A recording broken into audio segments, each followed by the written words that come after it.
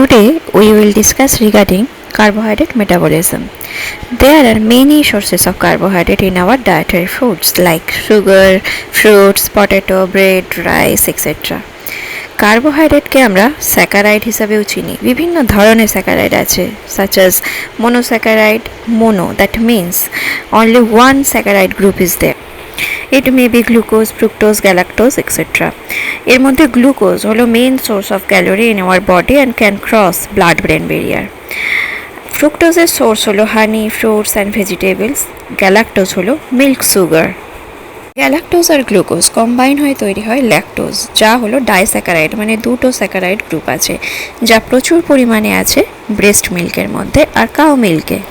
এছাড়া table sugar হলো sucrose, যা আমরা রোজ দিন খাই। এছাড়াও স্টার্চ এক ধরনের পলিস্যাকারাইড যা প্রচুর পরিমাণে আছে ভেজিটেবলস, পটেটো এগুলোর মধ্যে।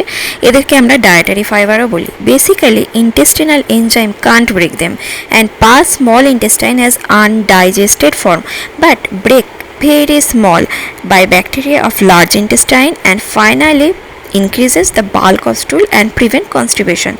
Important factor হলো এখানে যে এরা সিম্পল সুগারের অ্যাবজর্পশনকে কমিয়ে দেয় এবং বডিতে ব্লাড গ্লুকোজ লেভেলকে মেনটেন করে।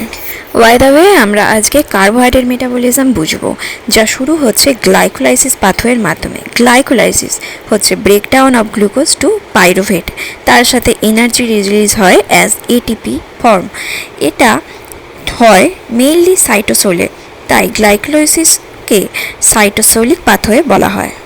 সেলের মধ্যে যদি মাইটোকন্ড্রিয়ার অক্সিজেন অ্যাভেলেবেল থাকে তাহলে অ্যাসিটাইলকোলিনের মাধ্যমে এই প্রসেস পুনরায় ক্রেবস সাইকেল বা সাইট্রিক অ্যাসিড সাইকেলে এন্টার করে এবং আরও বেশি পরিমাণে এটিপি আর এনার্জি রিলিজ করে। কিন্তু সেলের মধ্যে যদি মাইটোকন্ড্রিয়া আর অক্সিজেন না থাকে তাহলে হয়ে যায় অ্যানারোবিক গ্লাইকোলাইসিস, যেখানে পাইরুভেট থেকে তৈরি হয় ল্যাকটেট, তা থেকে ল্যাকটিক অ্যাসিড। এক্সারসাইজের সময় মাসেলে প্রচুর পরিমাণে অক্সিজেন সাপ্লাই করতে হয়। এখন অ্যাডিকুয়েট অক্সিজেনের অভাবে তখন অ্যানারোবিক গ্লাইকোলাইসিস হয়, যেখানে ল্যাকটিক অ্যাসিড অ্যাকুমুলেশন হয় মাসেলে এবং যা থেকে হয় মাসেল ক্র্যাম্প। আচ্ছা, যদি কেউ জিজ্ঞাসা করে এরকম কি আদৌ কোনো সেল আছে যেখানে মাইটোকন্ড্রিয়া নেই এবং অ্যানারোবিক গ্লাইকোলাইসিস হয় সেজন্য, তাহলে বলি হ্যাঁ অবশ্যই আছে, এবং তা হলো আরবিসি, যার মধ্যে মাইটোকন্ড্রিয়া নেই এবং একে রিলায়েবল ট্রান্সপোর্টার বলে। কেন জানো? কারণ অক্সিজেনকে আরবিসি লাং থেকে টিস্যুতে ট্রান্সপোর্ট করে বাট নিজের প্রয়োজনে অক্সিজেন ইউটিলাইজ করে না। এবার গ্লাইকোলাইসিস পাথওয়ে স্টার্ট হচ্ছে step 1, glucose coming from fruit may be in form of monosaccharide or disaccharide in the stomach. Step 2, then it go via portal circulation to the liver hepatocytes. Liver portal circulation already আমি discuss করেছি লিভারের blood circulation বোঝাতে গিয়ে। Hepatocytes are expert in extracting glucose and store it and small amount of glucose go to the central circulation. So if we take more glucose, then as acting hepatocytes are there, no chance of hyperglycemia because it store the extra glucose to glycogen form. আর glucose থেকে glycogen তৈরি হওয়ার এই প্রসেসটাকে বলছে glycogenesis. In the fasting state, when glucose is coming very less from the stomach through portal circulation in the hepatocytes, then hepatocytes produce glycogen to glucose and the process is called glycogenolysis. Glycogen breakdown হচ্ছে। এখানে advantage হলো even in the fasting state blood glucose does not fall dangerously. এখানে liver কী করলো? Liver glycogen থেকে গ্লুকোজে convert করলো এবং একটা গ্লুকোজ ব্যাংক হিসাবে কাজ করলো। লিভার সেল আরও একটা ইম্পর্ট্যান্ট কাজ করে, সেটা হচ্ছে ফ্রুক্টোজ, গ্যালাক্টোজ আমরা যে ফর্মেই খাই না কেন সেটাকে ট্রান্সফার করে গ্লুকোজে। এবার নেক্সট স্টেপ 3তে লিভার সেলের মধ্যে গ্লুকোজ গ্লাইকোজেনে কনভার্ট হলো এবং glucose regulated blood inferior vena ক্যাভাতে ড্রেন হলো, চলে গেল হার্টে এবং সেন্ট্রাল সার্কুলেশনে, সেখান থেকে চলে যাবে বডির বিভিন্ন টিস্যুতে। এবার স্টেপ 4এ আমরা দেখব গ্লুকোজ কীভাবে ব্লাড থেকে টিস্যুতে যায়। এটা যদি হয় ক্যাপিলারি ওয়াল আর এটা হয় সেল ওয়াল, তাহলে মাঝে থাকছে ইন্টারস্টিসিয়াল ফ্লুইড। ক্যাপিলারি ওয়াল দিয়ে গ্লুকোজ ইজিলি ডিফিউজ হতে পারে এবং চলে আসে ইন্টারস্টিসিয়াল ফ্লুইডে। তাই আমরা যদি ব্লাড ড্র করি তাহলে সেখানে আমরা যা গ্লুকোজ কনসেন্ট্রেশন পাবো ধরে নিতে পারি যে ইন্টারস্টিশিয়াল ফ্লুইডেও একই কনসেন্ট্রেশনে গ্লুকোজ রয়েছে। কিন্তু cell membrane are not leaky to glucose, তাই ইজিলি এক্সট্রাসেলুলার এনভায়রনমেন্ট থেকে গ্লুকোজ সেলে পৌঁছতে পারে না। Because glucose molecule are large but the cell membrane allow only small molecule to diffuse in and out, তাই এখানে গ্লুকোজকে ইন্টারস্টিশিয়াল ফ্লুইড থেকে extracellular environment থেকে সেলে পৌঁছতে স্পেশাল ট্রান্সপোর্টার দরকার হয়। আর এদেরকে বলে গ্লুকোজ ট্রান্সপোর্টার, যা দুটো মেকানিজমে কাজ করে, একটা হচ্ছে ফ্যাসিলিটেড ডিফিউশন আর একটা হচ্ছে এনার্জি ডিপেন্ডেন্ট মেকানিজম। 14 ধরনের গ্লুকোজ ট্রান্সপোর্টার আছে, তার মধ্যে কয়েকটা ট্রান্সপোর্টার নিয়ে আমরা আলোচনা করব। বেসিক্যালি গ্লুকোজ ট্রান্সপোর্টারের কাজ কি? এরা make the cell membrane more permeable two glucose, but the amount of glucose transport depend on the glucose concentration. যদি এক্সট্রাসেলুলার কনসেন্ট্রেশন অফ গ্লুকোজ বেশি থাকে তাহলে বেশি পরিমাণে গ্লুকোজ ঢুকবে ইন্টারসেলুলার ফ্লুইডের মধ্যে, আর যদি কম থাকে এক্সট্রাসেলুলার কনসেন্ট্রেশন গ্লুকোজের তাহলে কম পরিমাণ গ্লুকোজ সেলের মধ্যে ঢুকবে।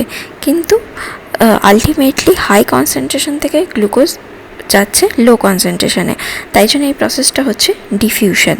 আর এটা এমনি হচ্ছে না, কয়েকটা ট্রান্সপোর্টারের সাহায্যে হচ্ছে, তার জন্য একে বলা হচ্ছে ফ্যাসিলিটেড ডিফিউশন।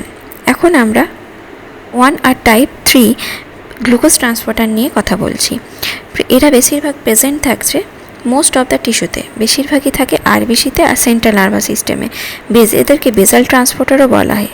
কাজ কি করে না, এরা বেসাল এনভায়রনমেন্টে গ্লুকোজকে ট্রান্সপোর্ট করে। তার মানে যখন এক্সট্রা সেলুলার এনভায়রনমেন্টে আমার গ্লুকোজ লেভেল কম থাকে তখনও কিন্তু এরা গ্লুকোজকে ট্রান্সপোর্ট করতে পারে ইন্ট্রাসেলুলার এনভায়রনমেন্টের মধ্যে। তার কারণ হচ্ছে এদের হাই এফিনিটি আছে গ্লুকোজের সাথে, মানে এরা খুব টাইটলি বন্ড হতে পারে গ্লুকোজ এর সাথে এবং গ্লুকোজকে ট্রান্সপোর্ট করতে পারে এক্সট্রাসেলুলার এনভায়রনমেন্ট থেকে সেলের মধ্যে। এবার বলবো গ্লুকোজ ট্রান্সপোর্টার 4 এর কথা। এটা মেইনলি থাকে স্কেলিটাল মাসেল আর অ্যাডিপোজ টিস্যুর মধ্যে। এটা কেন ইম্পর্ট্যান্ট? তার কারণ এর কনসেন্ট্রেশন ডিপেন্ড করে আছে বা রেগুলেটেড বাই ইনসুলিন।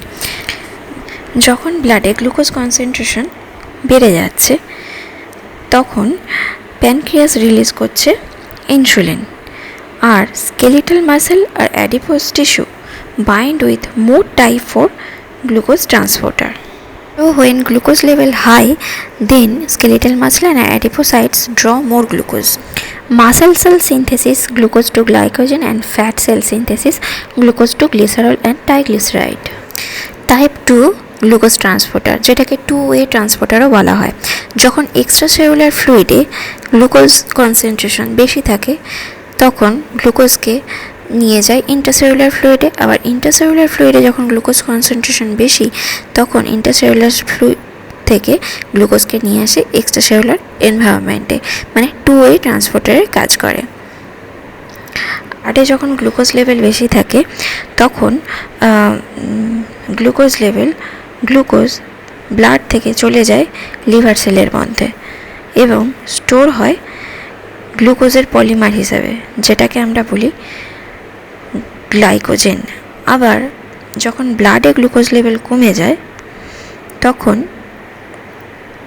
এই গ্লাইকোজেন আবার ব্রেকডাউন হয়ে গ্লুকোজে কনভার্ট হয় এবং ব্লাডে চলে আসে। তাহলে বলতে পারি যে লিভারের মধ্যে যে গ্লুকোজ ট্রান্সপোর্টার আছে সেটা হলো টাইপ 2 গ্লুকোজ ট্রান্সপোর্টার। এছাড়াও লিভার কিন্তু গ্লুকোনিওজেনেসিসের মাধ্যমে বা নিউ গ্লুকোজ ফর্মেশনের মাধ্যমে আমাদের ব্লাডে গ্লুকোজ রেগুলেট করতে সাহায্য করে।